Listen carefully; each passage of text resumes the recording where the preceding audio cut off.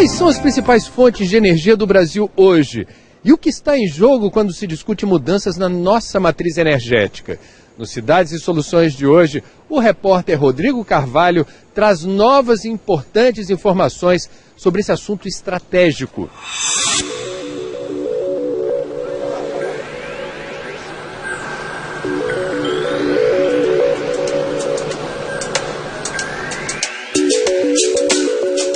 Já faz quase um ano que a terra da Caatinga viu brotar 148 cataventos no solo semiárido. Mudou a paisagem. Cada um tem 122 metros de altura. Tecnologia brasileira, 1 bilhão e 200 milhões de reais investidos por empresas privadas. Mas até agora nem sequer 1 megawatt gerado. Vento não falta. Falta é a linha de transmissão para levar a energia daqui para a casa das pessoas. Deveria ter sido construída pela Companhia Hidrelétrica do São Francisco, a Chesf, em julho do ano passado. Bem neste local onde a natureza tomou conta.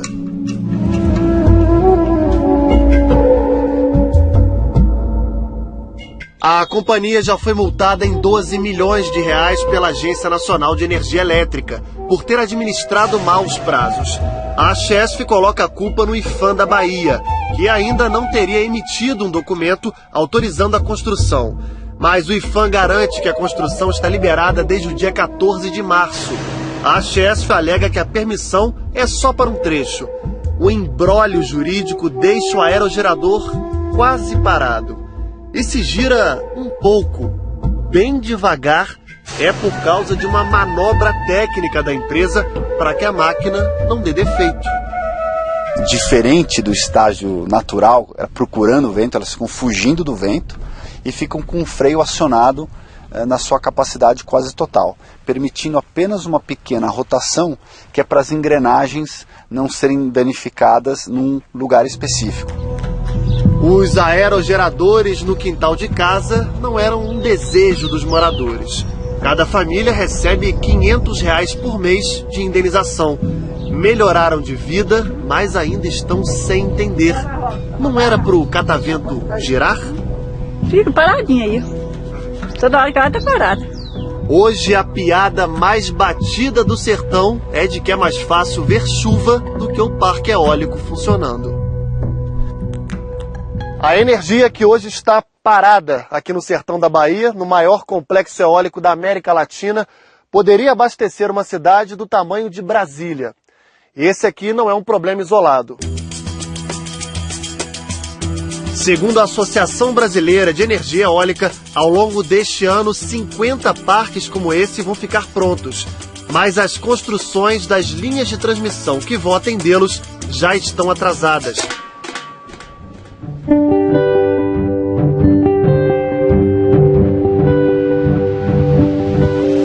Estamos falando de uma energia limpa com potencial incalculável. As maiores minas de vento já descobertas no país estão no Nordeste, onde às vezes é difícil gravar entrevistas. Precisa mais de... Por enquanto, a energia eólica não representa nem 2% da matriz energética brasileira. Vai crescer, mas quanto? O fato de ser uma energia que depende de um fator natural impede uma participação maior? Você tem dois vieses fundamentais, segurança e custo. Quando você olha o viés custo, como ela é a energia hoje mais competitiva, sob esse ponto de vista, ela é boa. Ela é positiva. Agora, não é só ela. Você tem que complementar. Pela sua característica intermitente, você tem que ter a complementação. Quando falta vento, alguém tem que entrar no lugar. Perfeito? Ora, essa complementação de eólica com reservatório, ela é muito boa. Só que você não está construindo uma reservatório. Então você não pode expandir só com eólica. Você tem que expandir com eólica, com térmica, com todas as fontes, nuclear. nossa matriz energética ainda é predominantemente hídrica.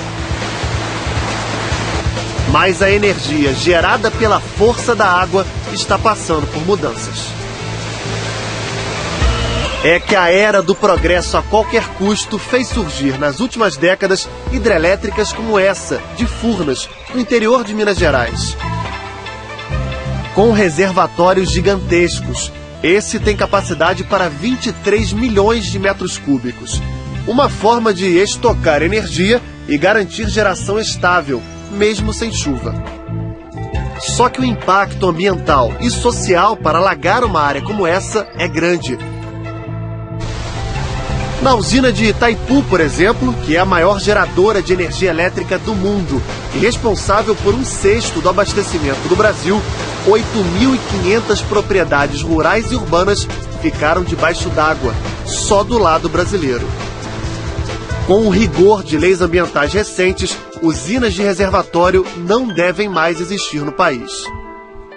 Esses reservatórios, contudo, eles têm certo impacto. E, portanto, hoje, as hidrelétricas têm muita dificuldade de serem construídas com reservatórios. A maioria delas são construídas a fio d'água. E será assim nos próximos anos. É dentro desse marco que o Brasil construiu a usina de Santo Antônio, de Jirau, de Belo Monte, e que vai construir outras usinas, né, sempre respeitando o meio ambiente. Por quê? Porque é a fonte mais barata que o Brasil pode ter nesse momento. Nossa equipe visitou a usina de Santo Antônio, em Porto Velho. Aqui, a produção de energia varia de acordo com a quantidade de água dos rios em cada época do ano. A usina foi inaugurada parcialmente. 33 turbinas ainda não foram instaladas. Uma maneira de atender de forma emergencial a demanda do país. A geração de energia aqui no Rio Madeira, em Porto Velho, será ainda maior a partir de novembro de 2015, quando as 44 turbinas da usina vão estar funcionando. A hidrelétrica vai poder gerar energia para 40 milhões de pessoas, com prioridade para o Acre e para Rondônia. Estados que, mesmo com funcionamento parcial da usina, continuam tendo problemas de falta de luz.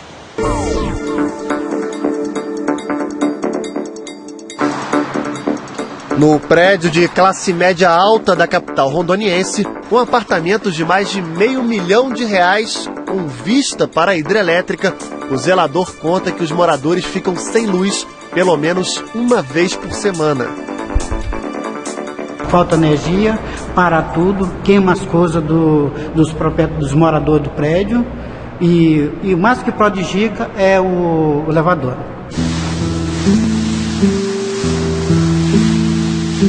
E os ribeirinhos? Se nas hidrelétricas de reservatório o problema do reassentamento parece óbvio, vizinhos de usinas a fio d'água também reclamam.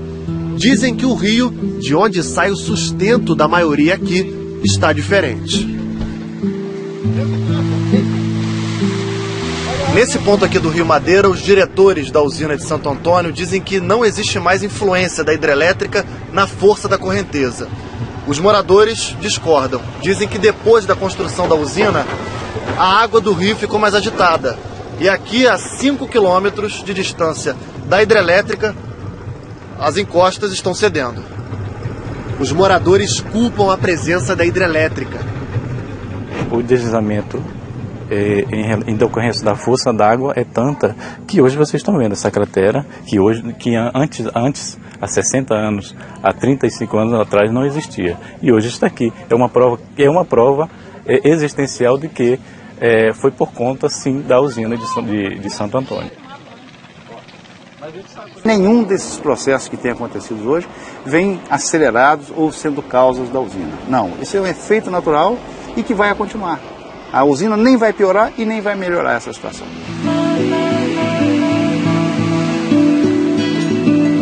Se o fator social já é difícil de resolver, depender de fenômenos naturais nem se fala. Sem chuva, os reservatórios brasileiros atingiram níveis críticos nos últimos meses. O de Furnas, no dia da nossa visita, estava só com metade da capacidade. A fonte secou e o governo brasileiro se viu obrigado a acionar as usinas termoelétricas. Hoje estão todas as térmicas operando. Boa parte por ordem de mérito econômico e uma parte complementar para atingir esse nível meta no final do ano. Evidentemente que à medida que você vai acompanhando a evolução da hidrologia, você vai colocando mais térmicas ou menos térmicas.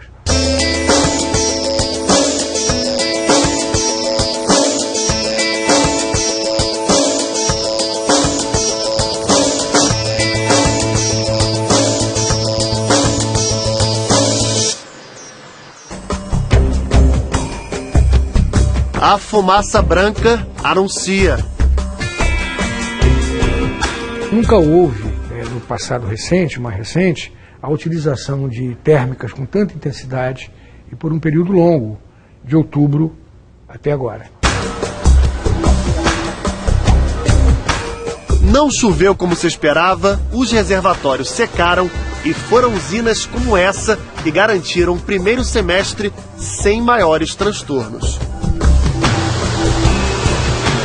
Essas térmicas nesse período de verão, elas conseguiram fazer com que os reservatórios se recuperassem. Não depende de chuva, de sol nem de vento, mas é energia suja. Usa combustível fóssil, carvão mineral, óleo, gás e é cara. Produzir energia em uma termoelétrica custa 5 vezes mais do que em uma hidrelétrica. A vantagem é que as termoelétricas podem ser construídas perto dos centros urbanos, diminuindo a necessidade de linhas de transmissão e desperdiçando menos energia. Com isso, as termoelétricas vão ter um papel cada vez mais importante para o país, segundo o governo.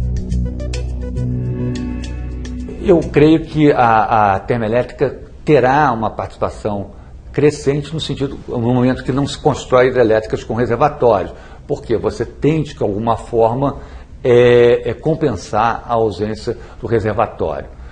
Vai dizer que a eólica ela tem uma certa complementaridade com a hidrelétrica, mas essa complementaridade não é suficiente para dar segurança. Quando você olha o viés segurança, você tem que olhar para as térmicas, porque é uma geração previsível, de custo um pouco mais caro, porque justamente é previsível. Energia suja? Suja, sim, ela é suja, mas você tem que fazer um equilíbrio entre essa poluição com relação à segurança do abastecimento. Numa termoelétrica, tudo funciona na base de códigos. Para a gente trabalhar aqui com segurança, cada equipamento ele recebe uma identificação única, de forma que a gente não tenha dúvida de qual equipamento a gente está falando.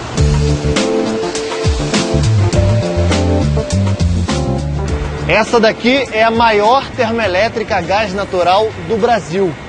Quando está funcionando dentro de sua capacidade máxima, o que não é raro, essa usina aqui consegue gerar energia para 4,5 milhões de pessoas. Mas quem está consumindo agora a energia gerada aqui? Difícil dizer, Rodrigo. A gente gera eletricidade e entrega para o sistema. E esse elétron ele não tem CPF. Então ele sai daqui e a gente não sabe para onde ele está indo. Nossa energia vai para o Sistema Interligado Nacional. Só 3% da produção de eletricidade do Brasil ficam de fora, em pontos isolados da região amazônica. Os outros 97% formam múltiplas ligações Brasil afora. Uma região colabora com a outra. Elas são muito bem feitas, né? Mas obviamente podem acontecer problemas técnicos ou falhas humanas ou problemas climáticos, né? E quando uma autopista dessa é cortada, né, existe algum problema, o que acontece? Eu tenho um desequilíbrio entre a oferta de energia que não chega aonde eu tenho a demanda de energia. Então, aonde eu tenho demanda de energia, a luz apaga. E tem apagado mais do que o normal. Os brasileiros ficaram 18 horas e 39 minutos sem energia no ano passado, 15 minutos a mais que em 2011. e quase 3 horas acima do limite estabelecido pela Agência Nacional de Energia Elétrica. Agora estamos em Angra dos Reis, litoral sul do estado do Rio de Janeiro. Aqui ficam as 2 usinas atômicas brasileiras, já em operação, e a terceira em construção.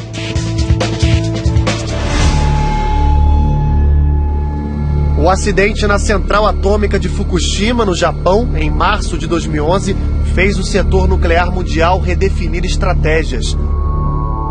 O governo japonês já anunciou que vai construir, na região de Fukushima, o maior parque eólico flutuante do mundo até 2020. Aqui no Brasil, Angra 3 só deve entrar em operação em maio de 2018. A última previsão era junho de 2016. O investimento aqui é estimado em quase 13 bilhões de reais.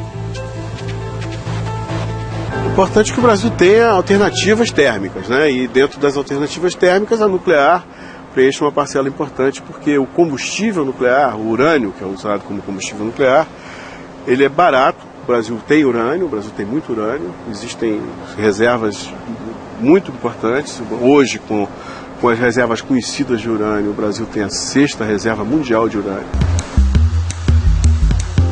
Apesar do efeito Fukushima, ficou fora de cogitação interromper a obra de Angra 3.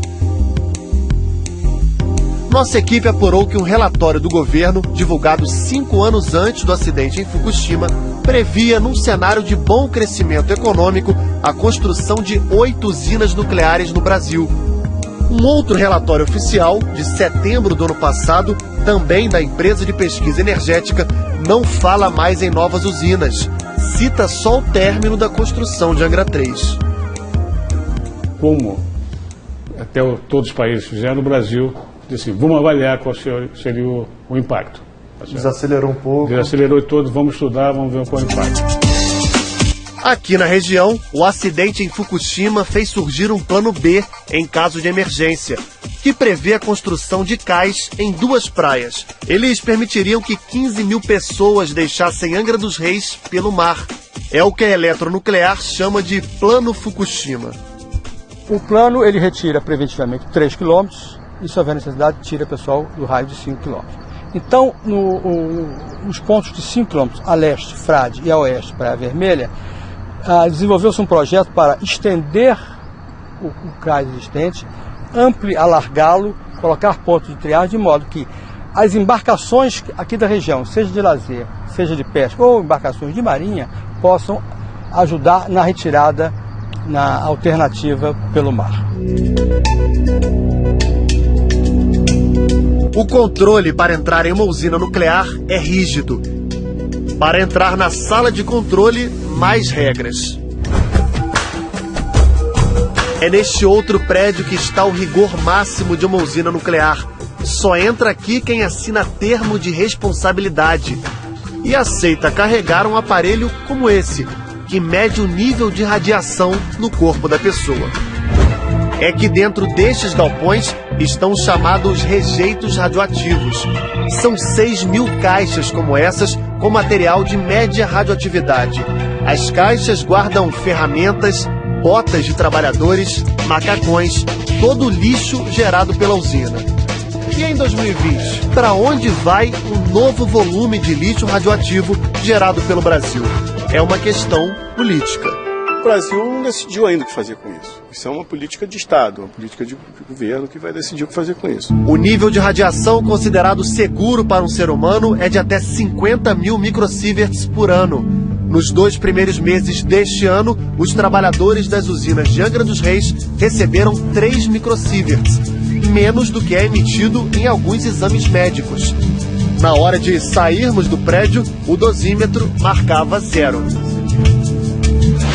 E os vizinhos das usinas nucleares lidam bem com a radioatividade logo ali? As pesquisas que existem aí de opinião na região aqui, toda a região de Angra dos Reis, Paraty, Rio Claro, são os municípios mais próximos aqui, são francamente favoráveis a isso, né? Existe um conceito de que essas usinas são muito seguras, né? Até porque eu diria que o nosso exemplo é importante. Os moradores, como Dona Lizarbe, recebem um calendário da Eletronuclear. Todo dia 10, o aviso. Eles têm um microfone lá que atinge aqui bem alto, todo mundo escuta. A mensagem é o seguinte: o Corpo de Bombeiro, a Defesa Civil e o Corpo de Bombeiro do Estado do Rio de Janeiro está avisando, hoje é o teste da sirene. Pode seguir suas atividades normais. O problema foi quando o teste da sirene não bateu com o dia do calendário. Aconteceu há 3 anos. Não era dia 10, era 7 horas da manhã, disparou o alarme da sirene. E lá, um tempo, bem umas 2 ou 3 horas, eles vieram avisar que era defeito na sirene, que tinha dado defeito. Eu fiquei apavorada. Eu fiquei no estado de nervo, a coisa mais horrível. E muita gente ficou nervosa. Os moradores reconhecem que as usinas ajudaram a melhorar a estrutura da região. Isso aqui não era nada, era um mato, tudo largado, abandonado. Trouxe de bom para nós a educação, a saúde, estrutura. Uma estrutura legal. Isso. Mas não entendem como ficam sem luz com tanta frequência.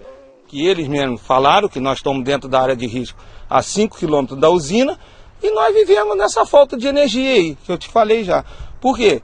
Se eles falam, quando tem o plano de emergência, que eles fazem uma reunião antes, de 2 em 2 anos, eles falam pra gente, vocês têm que ficar dentro de casa, ligar a televisão, ligar a rádio, tal. Para vocês, eles vão passar o que a gente tem que fazer. Como que a gente vai ficar dentro de casa se fica 3 dias sem energia?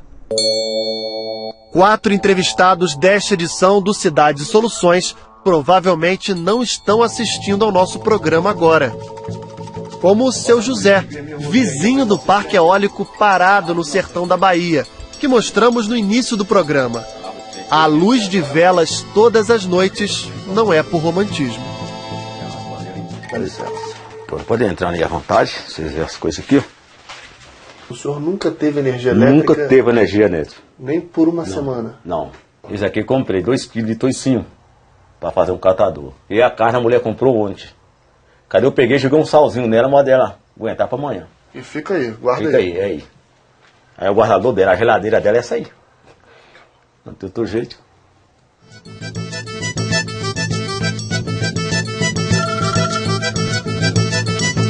Olha. Já foi.